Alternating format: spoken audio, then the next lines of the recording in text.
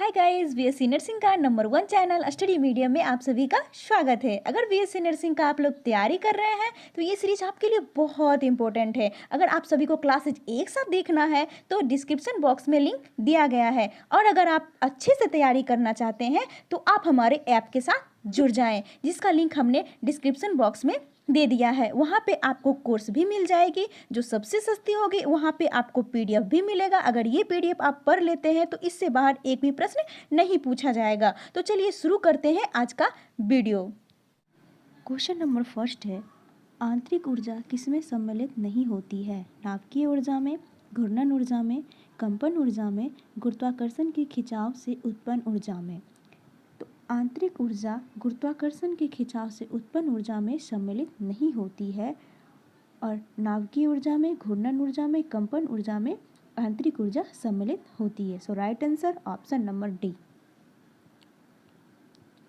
Next question है, क्यों एक लोहे का टुकड़ा पारा में तैरता है एवं पानी में डूब जाता है? इसका ऑप्शन है, पारा का घनत्व पानी के घनत्व से अधिक होता है, इसलिए पारा में उत्प्लावन पानी में उत्प्लावन से कम होता है। पारा का घनत्व पानी के घनत्व से अधिक होता है, इसलिए पारा में उत्प्लावन पानी के उत्प्लावन से अधिक होता है। क्योंकि एक लोहा का टुकड़ा बहुत ही विशिष्ट प्रकार का होता है, क्योंकि एक लोहा का टुकड़ा पारा में विद्युत ऊर्जा प्राप्त कर लेती है। तो एक लोहे का टुकड़ा पारा में तैरता है, पानी में डूब जाता है, क्योंकि पारा का घनत्व पानी के घनत्व से अधिक होता है, इसलिए पारा में उत्प्लावन पानी के उत्प्लावन से अधिक होता है। Right answer option B. Next question है, एक ट्रक और एक कार एक ही गति से जा रही है। ट्रक का भार कार के भार से 10 गुना अधिक हो तो उनकी गतिज ऊर्जा के बीच अनुपात होगा। इसका ऑप्शन है 1:100, 100:1, 1:10, 10:1। यदि एक ट्रक और एक कार एक ही गति से जा रही है, ट्रक का भार कार के भार से 10 गुना अधिक हो तो उन दोनों के गतिज ऊर्जा के बीच का रेशियो 10:1 होगा। Option D is the right answer. Question number 4 है, किसी ठोस वस्तु का भार W है, जब वह पानी में तैरता है तो उसका आभासी भार क्या होगा?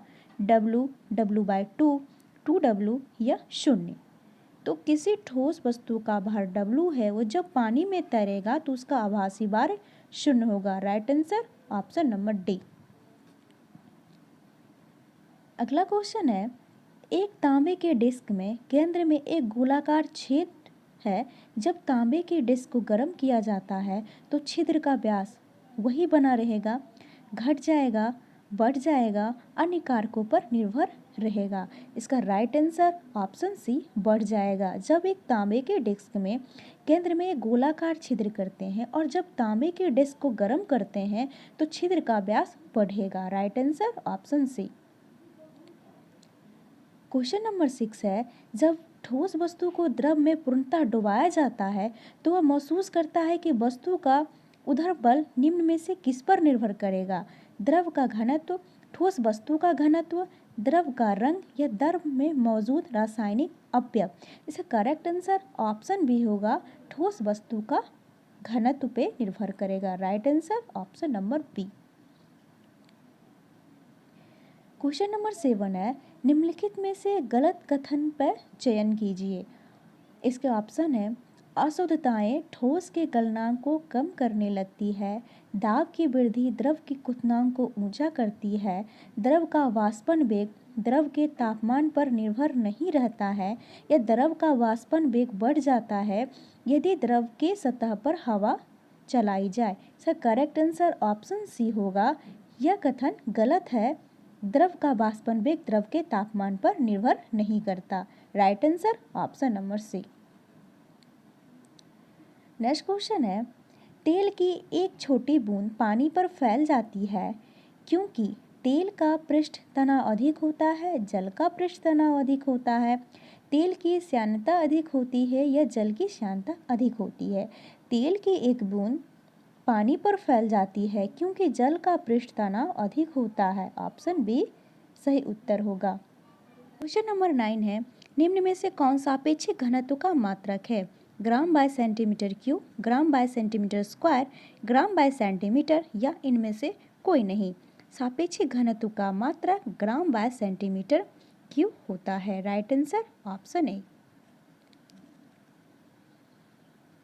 नेक्स्ट क्वेश्चन है, किस तापमान पर पानी ठोस और द्रव दोनों स्थिति में होता है? 0 degree Celsius, 4 degree Celsius, 10 degree Celsius या 15 डिग्री सेल्सियस? 0 डिग्री सेल्सियस तापमान पर ठोस और द्रव दोनों स्थिति में होता है। Right answer A. Question number 11 है, वृत्ताकार पथ के चारों ओर पिंड की गति किसका उदाहरण है? समान वेग परिवर्तित त्वरण, समान चाल समान वेग, समान चाल परिवर्ती वेग, समान चाल परिवर्तित त्वरण। वृत्ताकार पथ के चारों ओर पिंड की गति समान वेग परिवर्तित त्वरण का एग्जाम्पल होगा। Right answer option A. Next question है, किसी वस्तु का भार बराबर होता है गुरुत्वीय त्वरण और नीचे दी गई का गुणनफल। ऊंचाई, आयतन, घनत्व, द्रव्यमान।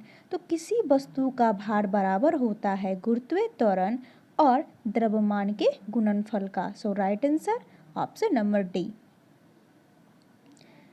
बढ़ते नेक्स्ट क्वेश्चन की ओर। निम्न कण एक ही गतिज ऊर्जा के साथ चल रहे हैं, उनमें से सबसे अधिक संवेग किसका होगा?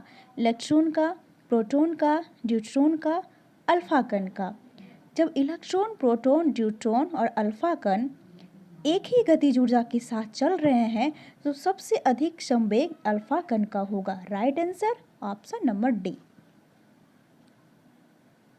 क्वेश्चन नंबर 14 है, सोडा लाइम की एक बोतल को गर्दन से पकड़ा गया हो और ऊर्ध्वाधर वृत्त में तेजी से घुमाया गया और बोतल के किस भाग के निकट बुलबुले एकत्र होंगे? तली के निकट, तली के मध्य में, गर्दन के निकट। बुलबुले बोतल में एक समान वितरित रहेगा। जब सोडा लाइम के एक बोतल को गर्दन से पकड़ा गया है और ऊर्ध्वाधर वृत्त में तेजी से घुमाया जाए तो बोतल के गर्दन के निकट बुलबुले जमा होंगे। Right answer option C. Question number 15 है, बादल वायुमंडल में तैरते हैं अपने निम्न ताप के कारण, निम्न वेग के कारण, अल्प दाब के कारण या अल्प घनत्व के कारण? तो बादल वायुमंडल में तैरते हैं अल्प घनत्व के कारण। Right answer option D. Question number 16 है, लोलक की कलावधि द्रव्यमान के ऊपर निर्भर करता है, लंबाई के ऊपर निर्भर करता है, समय के ऊपर निर्भर करता है या तापक्रम के ऊपर निर्भर करता है?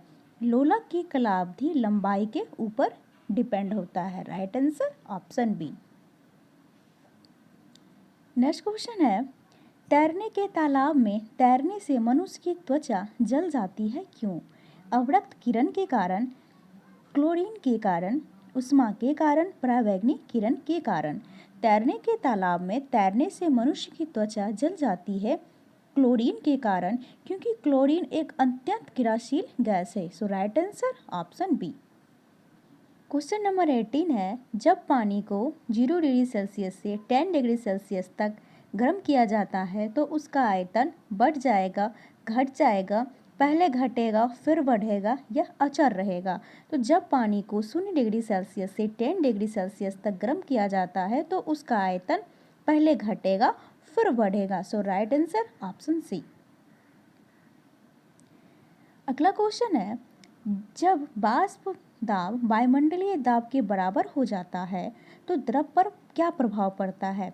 द्रव ठंडा हो जाता है, द्रव उबलने लगता है, द्रव में कोई परिवर्तन नहीं होता, द्रव वाष्पीकृत होने लगता है। जब वाष्प दाब वायुमंडलीय दाब के बराबर हो जाता है तो द्रव उबलने लगता है। Right answer option B. पिंड का भार शून्य नहीं होगा पृथ्वी के केंद्र पर स्वतंत्र गिरने के दौरान अंतर्ग्रहिक अंतरिक्ष में किसी घर्षणहीन सतह पर। तो पिंड का भार शून्य नहीं होगा किसी घर्षणहीन सतह पर। Right answer option D. Video अगर पसंद आए तो लाइक कीजिए, सभी के साथ शेयर कीजिए और चैनल को सब्सक्राइब कीजिए। और तैयारी को अच्छे से करना है तो आप हमारे ऐप के साथ जुड़ जाएं। वहाँ पे आपको पैड कोर्स मिल जाएगा बहुत ही सस्ते में। और अगर पीडीएफ डाउनलोड करना है तो वो भी आपको हमारे ऐप में ही मिलेगा बहुत ही शानदार 10,000 क्वेश्चन के साथ। अगर ये पीडीएफ आप पढ़ लेते हो तो एक भी क्वेश्चन नहीं छूटेगा। अधिक जानकारी के लिए हमारे इस नंबर पर संपर्क करें। तो चलिए मिलते हैं नेक्स्ट वीडियो में, तब तक के लिए बाय बाय।